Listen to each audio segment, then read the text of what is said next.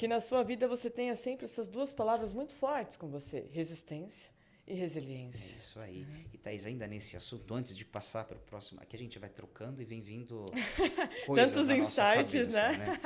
né? O nosso cérebro, como eu disse, ele prefere trabalhar em baixa frequência para gastar menos energia. Sim. Então, quando você resiste num exercício, né, numa atividade física, vamos imaginar uma corrida de maratona. O teu cérebro ele não quer essa quantidade de esforço. Imagina! Então, quando você começa uma prática dessa, ele vai buscando ali no subconsciente justificativas para você não fazer isso. Com Você não certeza. precisa Ele vai correr tanto. tentar te convencer, mas de todas as formas que ele conseguir. Para que você está gastando tanta energia assim? Só que é a resiliência Exato. que vai contra-argumentar.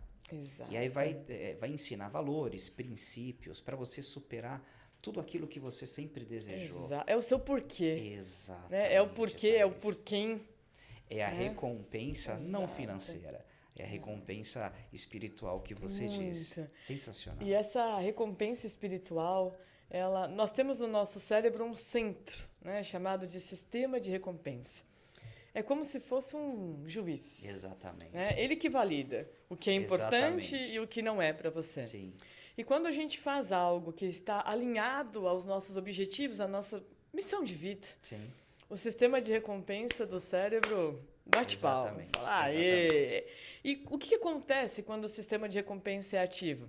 A produção de GABA, de ocitocina, Exatamente. de adrenalina, de endorfina, e aí vai. Hormônios bons que vão nos ajudar à próxima tarefa. Perfeito, Thaís. E assim, você que está nos assistindo aí, pega o final de cada maratona e observa o rosto de todos os maratonistas quando eles estão terminando uma prova, seja ele profissional ou amador. Aí você vai entender qual que é a recompensa espiritual, né? Eu lembro, nós estávamos conversando esse final de semana, Everton. E o Everton falou assim pra mim, porque eu fui andar de bicicleta. Sim. Eu peguei uma distância muito longa, eu pensei no meio da distância. Sofrido. Por que eu estou aqui? Eu não vou aguentar, eu vou ligar pra Gabi. Exatamente. Né? Aí depois ele falou que ele aguentou, conseguiu terminar. No final ele já estava planejando quando que eu vou a de próxima. novo, né? Exatamente. E assim, Thaís, o esporte é importante, nós vamos chegar lá. Durante o caminho, como eu disse, estou cansado, a energia está acabando. O que eu estou fazendo aqui? Por que você está fazendo isso com você? Mas aí quando você chega E aí é a resiliência, né? Só mais essa subida. Só mais 1 quilômetro. Exato. Eu É um vou só passo mais de cada pouquinho. vez. Para correr uma maratona de 42 quilômetros e 100 metros, precisa dar o primeiro passo. Exato. Né? E quando você termina, independente do tempo que você levou, da velocidade, da média, da cadência que você teve, quando você chega, a recompensa é extraordinária. E aí tudo aquilo que você sofreu se torna alegria e felicidade. E é por isso que quem não participa não consegue entender o valor de uma medalha. Mas essa medalha você compra, essa medalha todo mundo tem. Não, ela é única frente ao seu esforço. Afinal, a única pessoa que você pode competir é com você. É isso aí. Eu, Thaís, posso competir comigo. Como que estava a Thaís ontem, né, às 10 horas da manhã, e como que está a Thaís hoje, às 10 horas da manhã? Essa eu devo. Eu tenho a obrigação de procurar sempre melhorar. Agora, com os outros, tem que competir. E assim, se você fizer o seu melhor, Thaís, talvez é possível que você ganhe do outro. Agora, se você não fizer o seu melhor, é bem provável que você não consiga. Exato. Né? E aí, Everton, você tocou num ponto-chave. Fazer o melhor. Fazer o melhor é algo que apenas pessoas 5% fazem. Perfeito. E você deve estar perguntando, 5%? Quem é 5% Quem sabe. É 5%? Sabe. Eu vou te explicar. Existia um professor que dava aula para o último semestre de medicina. E aí, Everton, ele prepara uma aula incrível. E no que ele entra para dar aquela aula, os alunos, um virado de costa, o outro fazendo a unha. Aí ele fala, gente, vamos lá, boa noite, vamos começar a nossa aula. Ninguém presta atenção. Aí ele bate palma e fala, gente, presta atenção, preparei uma aula importante, vocês vão usar muito essa aula no atendimento aos pacientes de vocês. Ninguém presta atenção. Aí ele tenta mais uma vez, aí ele vai até a lousa, pega um giz e escreve 5% na lousa. E senta. Nesse momento, fica um silêncio na sala. Aí uma aluna levanta a mão e fala, ô professor, o que é esse 5% que você escreveu?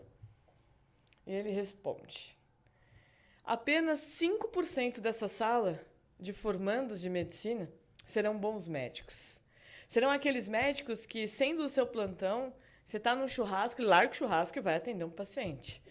É aquele médico que vai olhar olho no olho de um paciente e vai entregar o seu melhor para tirar a dor daquele paciente. É aquele médico que não vai se contentar com é uma virose.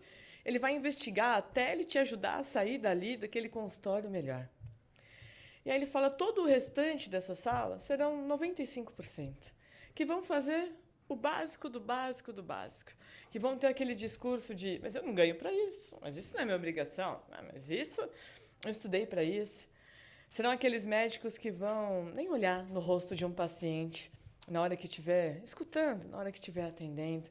São aqueles médicos que vão tentar pular um plantão, final de ano e assim por diante. E aí ele completa dizendo, se eu soubesse quem de vocês nessa sala de aula são os 5%, eu só daria aula para os 5%. Mas como eu não sei, tenho que dar aula para todo mundo. E aí, Everton, ficou um silêncio total o resto do semestre, porque todos queriam ser 5%.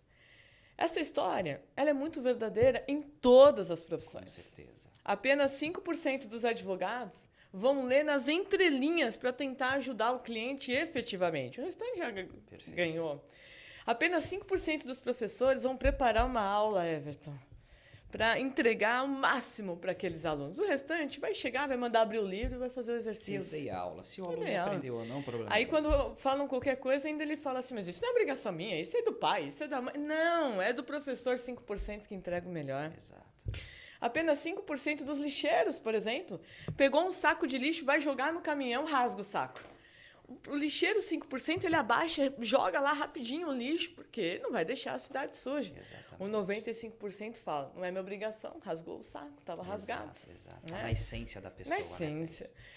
Aí vocês devem estar falando assim, pensando, mas 5% é tão pouco, mas é tão bom. Mas eles são tão bons na entrega deles, que eles conseguem mudar o mundo. Thaís, eu tenho certeza que as pessoas que estão nos assistindo são agora... São 5%. E conhecem, diferenciar, né, as pessoas 5% das pessoas 95%. E Thaís, a gente estava falando de como começar o dia, né? Sim. A gente tem uma escolha ali naquele momento que a gente abre os olhos, né? Sim.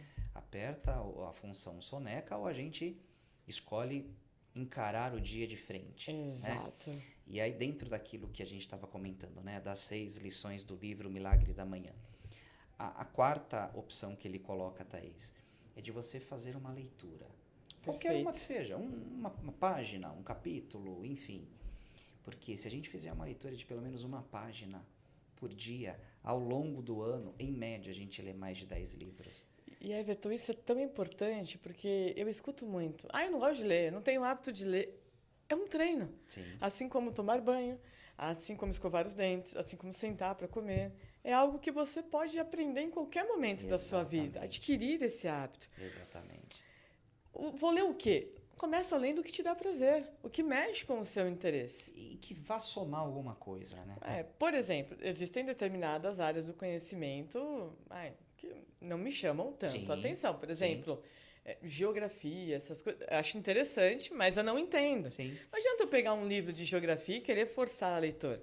Agora, se eu pegar um de neurociência, vixe Maria. Vocês não imaginam a quantidade de livros que ela tem. Eu amo ler. Eu acho que eu herdei esse amor pela leitura do meu avô. O meu avô me ensinou uma coisa muito importante. E olha que o meu avô, penso eu, que nem sabia de neurociência. Embora eu acho que ele dominava frente a tantos estímulos. O meu avô lia 2 livros por vez, Everton. Ele treinava ali o cérebro dele, lendo enredos diferenciados e eu tenho o mesmo hábito que ele. Eu estou sempre com 2 livros simultâneos. Porque, às vezes, a gente começa uma leitura e ela dá aquela caidinha, mas tem um outro que sobe mais e aí vai indo e vai. Então, é uma excelente dica. E, antigamente, Thaís, antes de fazer neurociência, eu tinha metas. Vou ler tantos livros no ano.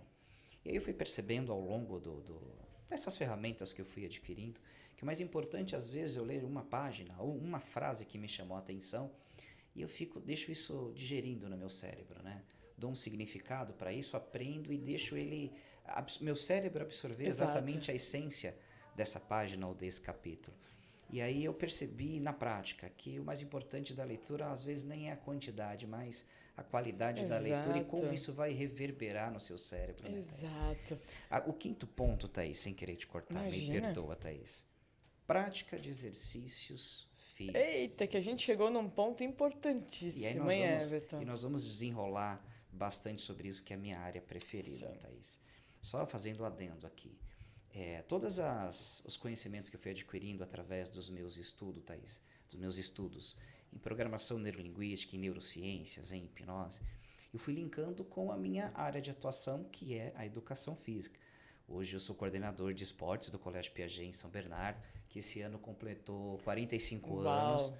Um beijo para a dona Valdinéia, seu José Uma Luiz. trajetória ali, né? E isso passou a fazer cada vez mais sentido, né?